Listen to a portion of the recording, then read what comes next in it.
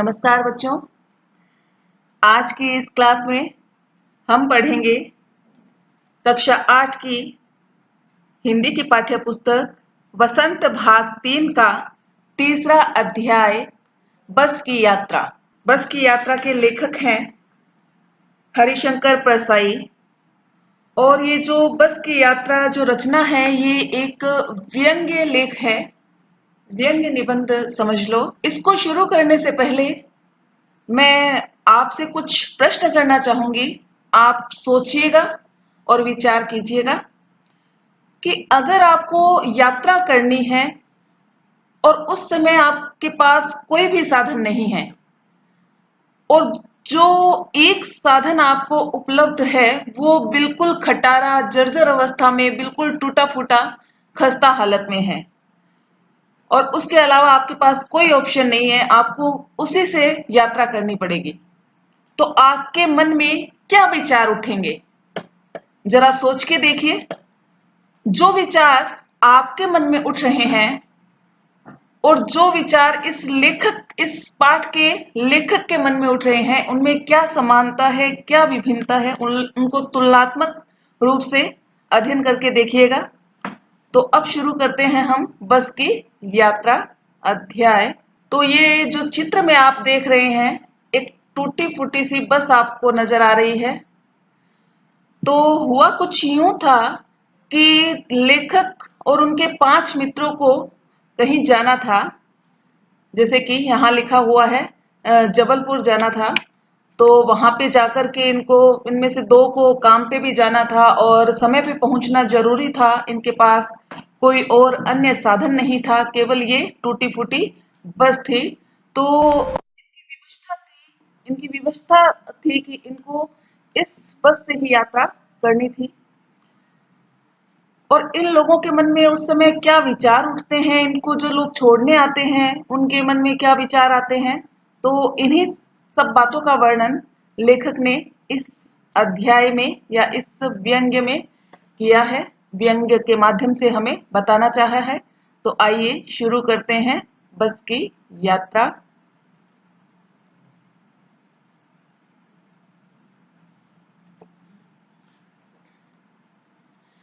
हम 5 मित्रों ने तय किया कि शाम 4 बजे की बस से चलें। पन्ना से इसी कंपनी की बस सतना के लिए घंटे भर बाद मिलती है, जो जबलपुर की ट्रेन मिला देती है। लेखक ने लिखा है कि 5 मित्रों ने तय किया कि वो लोग जो है शाम 4 बजे की बस से चलेंगे। और फिर बाद में वो लिखते हैं कि पन्ना से इसी कंपनी की बस जो है वो सतना के लिए, जाने के लिए कह रहे हैं, तो सतना के लिए 1 घंटे बाद मिलती है। और जो मतलब 1 घंटे बाद मिलती है वो जबलपुर की ट्रेन को मिला देती है, मतलब जबलपुर की ट्रेन अगर उनको पकड़नी है तो वो उसको मिला देगी। सुबह घर पहुंच जाएंगे।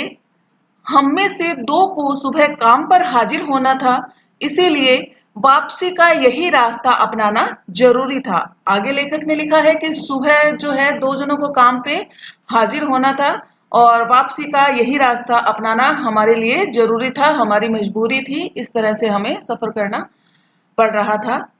लोगों ने सलाह दी कि समझदार आदमी इस शाम वाली बस से सफर नहीं करते। लोगों ने यह भी सलाह दी थी कि जो समझदार लोग होते हैं, समझदार व्यक्ति होते हैं, वो इस शाम वाली बस से सफर नहीं करते। और उसमें भी ये जो देखो खटारा बस है, ठीक है, इससे तो बिल्कुल भी उपयुक्त नहीं है, बिल्कुल भी सेफ नहीं है सफर करना। ये देखो यहाँ पे देखिए, ये जो इसके मतलब पार्ट्स हैं बस के, ये इनको रस्सी से बांध रखा है इस तरह, तो ये बस की जर्जर अवस्था है।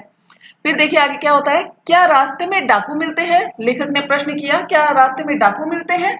नहीं, बस डाकिन है। फिर लोगों ने क्या जवाब दिया कि डाकू तो नहीं है, लेकिन बस क्या है, डाकिन है। किस तरह से कि ये बेचारी खस्ता हालत में है, जर्जर अवस्था में है, पता नहीं गंतव्य पर पहुंचा पाएगी या नहीं, या रास्ते में खुद टूट फूट जाएगी, है ना।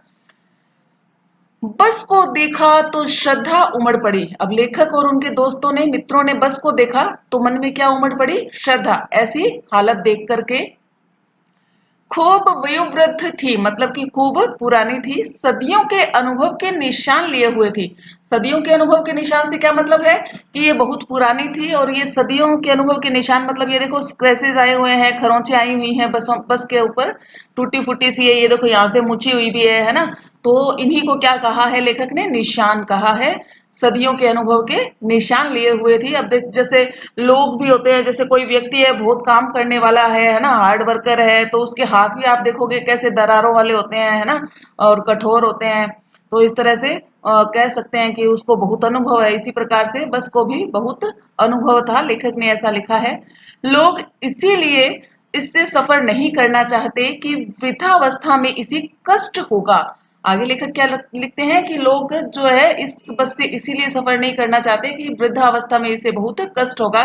जैसे कोई अगर वृद्ध व्यक्ति होता है तो अपन उसको कष्ट नहीं देना चाहते ना, उसी प्रकार से लेखक ने बस की वृद्धावस्था का जिक्र किया है। यह बस पूजा के योग्य थी, लेखक ने लिखा है, यह बस किसके योग्य थी, पूजा के योग्य थी, उस पर सवार कैसे हुआ जा सकता है। आगे लेखक लेखक लिखते हैं, बस कंपनी के एक हिस्सेदार भी उसी बस से जा रहे थे। लेखक ने लिखा है कि बस कंपनी का एक हिस्सेदार था, वो भी उसी बस से जा रहा था। हमने उनसे पूछा, यह बस चलती भी है? तो वह बोले, चलती क्यों नहीं है जी, अभी चलेगी।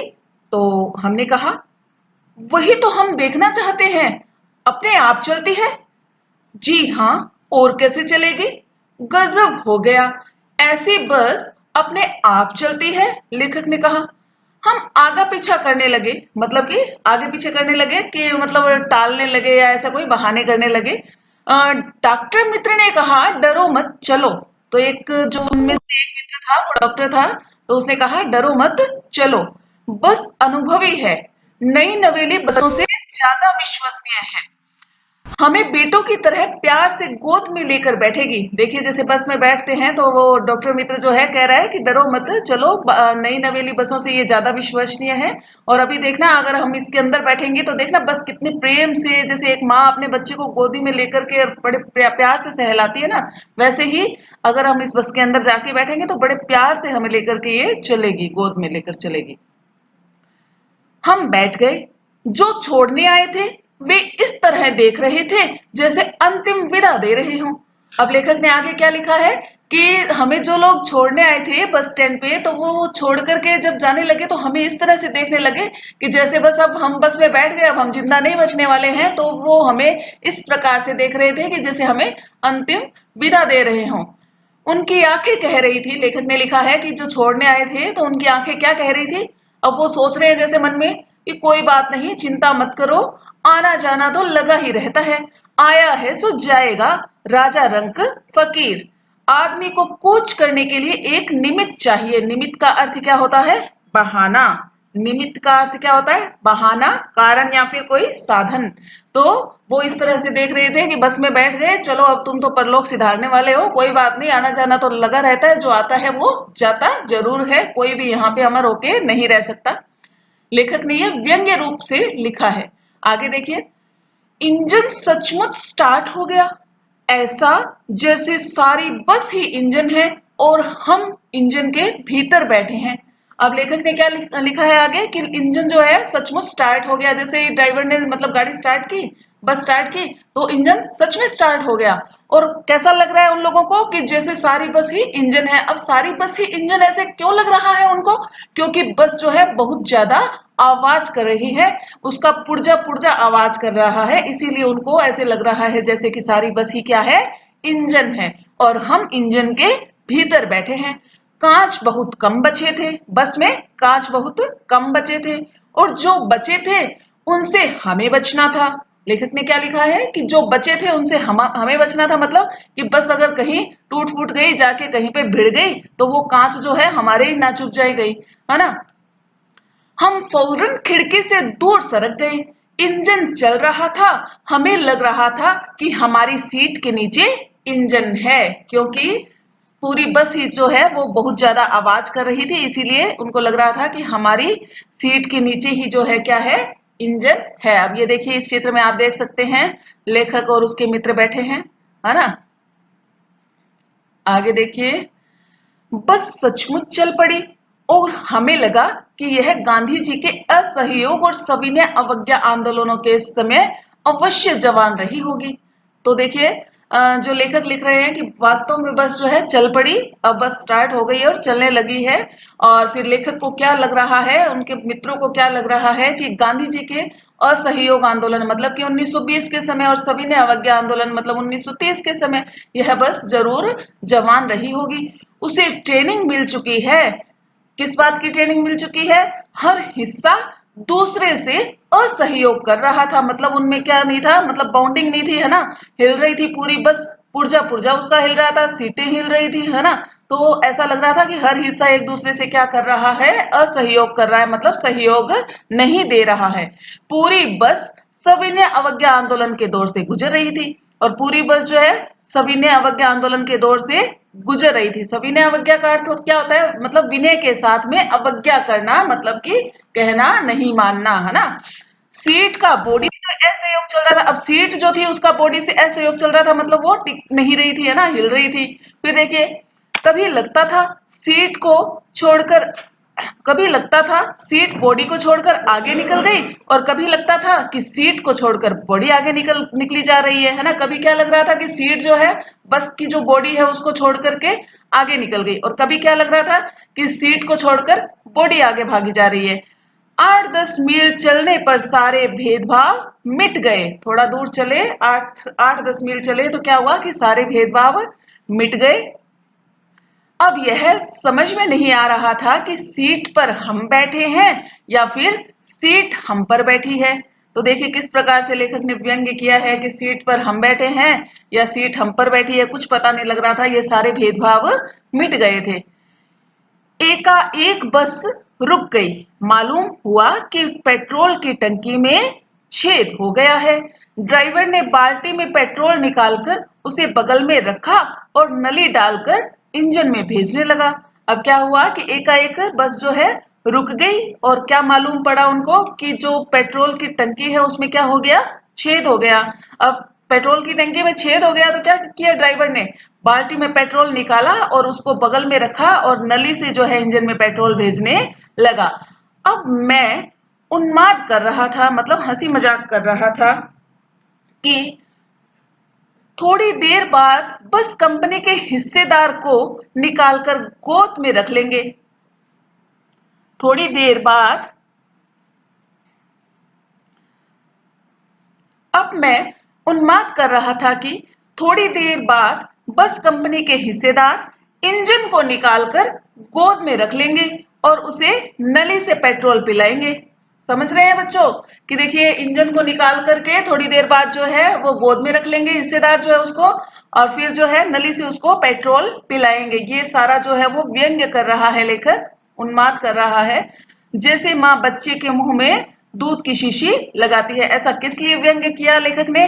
क्योंकि जो है इंजन पहले ही जो है पेट्रोल की टंकी में छेद हो गया और वो पेट्रोल जो है उसको मतलब बाल्टी में निकाल कर और नली की सहायता से इंजन में भेज रहा है। तो आगे वो व्यंग्य कर रहा है, मजाक कर रहा है कि ना आगे जो है जो सीन क्रिएट होने वाला है कुछ इस प्रकार से होगा कि जो बस कंपनी का हिस्सेदार है वो इंजन को निकाल करके गोद में रख लेगा और उसको नली की सहायता से पेट्रोल पिलाएगा, जैसे माँ बच्चे को दूध पिलाती है, किसकी सहायता से, शीशी की सहायता से। अब आगे देखिए, बस की रफ्तार अब 15-20 मील हो गई थी। मुझे उसके किसी हिस्से पर भरोसा नहीं था। ब्रेक फेल हो सकता था, स्टीयरिंग टूट सकता था। प्रकृति के दृश्य बड़े लुभावने थे। दोनों तरफ हरे भरे पेड़ थे जिन पर पक्षी बैठे थे। मैं हर पेड़ को अपना दुश्मन समझ रहा था। अब लेखक हर पेड़ को अपना दुश्मन क्यों समझ रहा था? क्योंकि बस की हालत इतनी खस्ता थी कि किसी समय भी कुछ भी हो सकता था। बस जाकर के किसी भी पेड़ से टकरा सकती थी और सबकी जान जोखिम में थी। जो भी पेड़ आता डर लगता कि इससे बस टकराएगी, वह निकल जाता तो दूसरे पेड़ का इंतजार रहता। झील दिखती तो सोचता कि इसमें बस गोता लगा जाएगी। एकाएक फिर बस रुकी। ड्राइवर ने तरह तरह की तरकीबें की पर वह नहीं चली। सविनय अवज्ञा आंदोलन शुरू हो गया था। कंपनी के हिस्सेदार कह रहे थे बस तो फर्स्ट क्लास है जी, यह तो इत्तेफाक की बात है। क्षीण चांदनी में वृक्षों की छाया के नीचे वह बस बड़ी दयनीय लग रही थी। लगता जैसे कोई वृद्धा थककर बैठ गई हो। हमें गलानी हो रही थी कि बेचारी पर लदकर हम चले जा रहे हैं, चले आ रहे हैं। लेखक ने क्या लिखा है कि हमें बिल्कुल मन में यूं हो रहा था कि देखो कितनी वृद्धा है, बस कितनी बूढ़ी है ना, और हम जो है इसके अंदर लद करके और चले आ रहे हैं। अगर इसका प्राणांत हो गया तो इस बियाबान में इसकी अंत्येष्टि करनी पड़ेगी। अब आगे लेखक ने क्या लिखा कि बस का प्राणांत हो गया, प्राणांत हो गया मतलब वो अगर मर गई तो बियाबान में, इस जंगल में, बियाबान क्या होता है, जंगल या सुनसान उजाड़ भूमि, तो वहीं पे हमें इसकी अंतिम क्रिया, अंतिम संस्कार करना पड़ेगा। फिर आगे लेखक क्या लिखते हैं, हिस्सेदार साहब ने इंजन खोला और कुछ सुधारा, बस आगे चली। उसकी चाल और कम हो गई थी। धीरे धीरे वृद्धा की आंखों की ज्योति जाने लगी, मतलब कि उसकी हेडलाइट लाइट जो है खराब हो गई। चांदनी में रास्ता टटोलकर बस रेंग रही थी। आगे था, आगे या पीछे से कोई गाड़ी आती तो वह एकदम किनारे खड़ी हो जाती और कहती निकल जाओ बेटी। मतलब क्या है कि बस जैसे चल रही थी तो सामने से, आगे से या पीछे से कहीं से कोई गाड़ी आती ना, तो वो साइड में बस अपने आप को रोक करके और कहती कि निकल जाओ, मैं तो बूढ़ी हो गई हूँ, है ना। अपनी तो वह उम्र ही नहीं रही। एक पुलिया के ऊपर पहुंचे ही थे कि एक टायर फिस करके बैठ गया। एक पुलिया के ऊपर पहुंचे ही थे, क्या हुआ कि एक टायर फिस करके बैठ गया, ठीक है, मतलब टायर पंचर हो गया। वह बहुत जोर से हिलकर थम गई, बस बहुत जोर से हिलकर के थम गई। अगर स्पीड में होती तो उछलकर नाले में गिर जाती। मैंने उस कंपनी के हिस्सेदार की तरफ पहली बार श्रद्धा भाव से देखा। लेखक ने क्या क्या कहा कि मैंने उस कंपनी के हिस्सेदार की तरफ बड़ी ही श्रद्धा भाव से देखा, और वह टायर की हालत जानते हैं, फिर भी जान हथेली पर लेकर इसी बस से सफर कर रहे हैं। उत्सर्ग की, बलिदान की ऐसी भावना दुर्लभ है। सोचा इस आदमी के साहस और बलिदान भावना का सही उपयोग नहीं हो रहा है। इसे तो किसी क्रांतिकारी आंदोलन का नेता होना चाहिए था। अगर बस नाले में गिर पड़ती तो हम सब मारे जाते, तो देवता बाहें पसारे उसका इंतजार करते, कहते वह महान आदमी आ रहा है जिसने एक टायर के लिए प्राण दे दिए। मर गया पर टायर नहीं बदला। तो देखिए किस तरह से हिस्सेदार कंपनी के मालिक के ऊपर जो है लेखक ने व्यंग्य किया है कि मर गया लेकिन उसने क्या नहीं किया, टायर नहीं बदला। आगे देखिए, दूसरा घिसा टायर लगाकर बस फिर चली। अब हमने वक्त पर पन्ना पहुंचने की उम्मीद छोड़ दी थी। पन्ना कभी भी पहुंचने की उम्मीद छोड़ दी। अब लेखक ने क्या लिखा कि अब हमने पन्ना पहुंचने की उम्मीद छोड़ दी थी, और पन्ना कभी भी पहुंचने की उम्मीद जो है हमने छोड़ दी थी, क्योंकि उनको पता था कभी कुछ कभी कुछ कभी कुछ हो रहा है ना। ये बस इतनी मतलब खराब हालत में है, तो हमें नहीं लगता कि ये पहुंच पाएगी, हमें नहीं लगता ये कभी भी पहुंच पाएगी। लेखक ने ऐसा लिखा है। पन्ना क्या, कहीं भी कभी भी पहुंचने की उम्मीद हमने छोड़ दी। लगता था जिंदगी इसी बस में गुजारनी है और इससे सीधे उस लोक को प्रयाण कर जाना है। इस पृथ्वी पर उसकी कोई मंजिल नहीं है। हमारी बेताबी, हमारा तनाव खत्म हो गया। हम बड़े इत्मीनान से घर की तरह बैठ गए, चिंता जाती रही और हंसी मजाक चालू हो गया। तो इसी के साथ हरिशंकर परसाई जी की ये कहानी व्यंग्य समाप्त होता है। तो देखिए किस तरह से परसाई जी ने व्यंग्य किया है बस कंपनी के जो हिस्सेदार हैं उन पर, कि देखिए पता है कि कितनी खराब हालत में है तो भी रोजाना उसी बस से सफर करते हैं। तो व्यंग्य रूप से, मतलब हंसी मजाक के रूप से उन पर उनके जो मतलब, चलिए अब इस पाठ के अभ्यास प्रश्नों पर हम थोड़ा नजर डाल लेते हैं। पहला प्रश्न है, मैंने उस कंपनी के हिस्सेदार की तरफ पहली बार श्रद्धा भाव से देखा। लेखक के मन में हिस्सेदार साहब के लिए श्रद्धा क्यों जग गई? तो इसका देखिए क्या जवाब हो सकता है कि लेखक के मन में बस कंपनी के हिस्सेदार साहब के लिए श्रद्धा भाव इसलिए जगा कि वह इतनी खटारा बस को चलने का साहस जुटा रहा था। कंपनी का हिस्सेदार अपनी पुरानी बस की खूब तारीफ कर रहा था और ऐसे व्यक्ति के प्रति श्रद्धा भाव उमड़ना प्राकृतिक था। देखिए, क्योंकि पता है कि कितनी खराब हालत में बस है और कभी भी कुछ भी हो सकता है, हमारी जान भी जा सकती है, तो भी देखिए बस की हालत नहीं सुधार रहा है ना, ना कोई टायर चेंज कर रहा है, फिर भी उसी बस में सफर कर रहा है। तो इस कारण से लेखक ने व्यंग्यात्मक रूप से ये लिखा है कि मेरे मन में उसके प्रति श्रद्धा भाव जगा। ठीक है, आगे देखिए दूसरा प्रश्न जो है, लोगों ने लोगों ने सलाह दी कि समझदार आदमी इस शाम वाली बस से सफर नहीं करते। लोगों ने यह सलाह क्यों दी? तो देखिए, लोगों ने लेखक को यह सलाह इसलिए दी क्योंकि इस बस का कोई भरोसा नहीं था।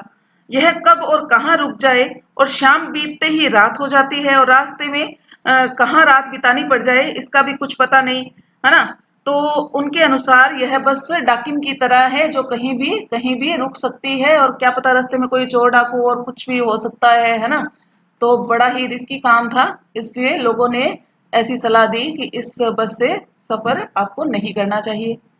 तीसरा प्रश्न है, ऐसा जैसे सारी बस ही इंजन है और हम इंजन के भीतर बैठे हैं, लेखक को ऐसा क्यों लगा? तो लेखक को ऐसा इसलिए लगा कि जब बस का इंजन स्टार्ट हुआ तब सारी बस झनझनाने लगी। लेखक को ऐसा प्रतीत हुआ कि पूरी बस ही इंजन है, मानो वह बस के भीतर न बैठकर इंजन के भीतर बैठा हुआ है। ठीक है, तो चौथा प्रश्न है, गजब हो गया, ऐसी बस अपने आप चलती है। लेखक को यह सुनकर हैरानी क्यों हुई? तो लेखक को बस की स्थिति देखकर लग रहा था कि बस नहीं चल पाएगी, परंतु जब उसने बस के हिस्सेदार से पूछा तो उसने कहा, चलेगी नहीं, यह तो अपने आप चलेगी। एक तो खस्ता हालत, ऊपर से अपने आप चलेगी। इस कारण से लेखक को हैरानी हुई। अब देखिए पांचवा प्रश्न है, मैं हर पेड़ को अपना दुश्मन समझ रहा था, और लेखक पेड़ों को दुश्मन क्यों समझ रहा था? तो जो लेखक है वो पेड़ों को दुश्मन इसलिए समझ रहा था कि उसको लग रहा था कि कहीं जो उसकी बस है वो किसी पेड़ से टकरा न जाए, और एक पेड़ निकल जाने पर वह दूसरे पेड़ का इंतजार करता कि बस कहीं इस पेड़ से ना टकरा जाए। और यही वजह थी कि लेखक हर पेड़ को अपना दुश्मन समझ रहा था।